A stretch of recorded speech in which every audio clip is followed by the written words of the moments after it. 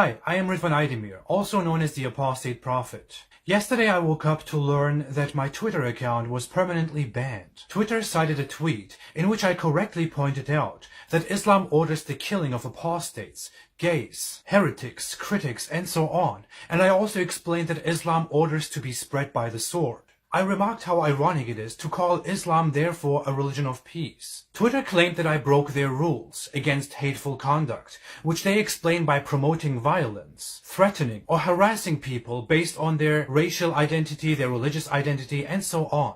But I didn't do that, right? I'm the one pointing out that Islam has such orders. I am the one who stands up to hate and violence, not the one who promotes it. Going by Twitter's logic, they would also ban Holocaust survivors for citing and criticizing Nazi policies. I am an ex-Muslim.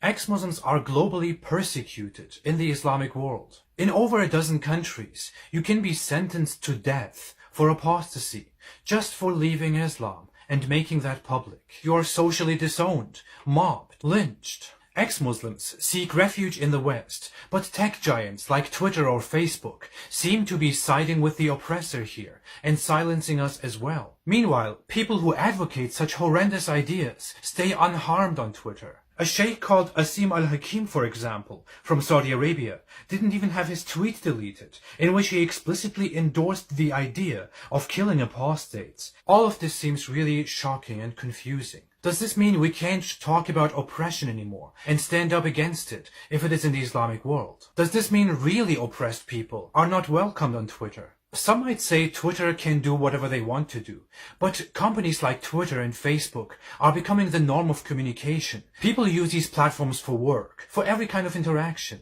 We are invited to communicate on these platforms for everything. But at the same time, you can be kicked out from these platforms for pointing out real injustice and opposing it. I hope tech giants reconsider their policies and choose to be on the right side of history, for a freer and better future, for freedom of speech, for peace.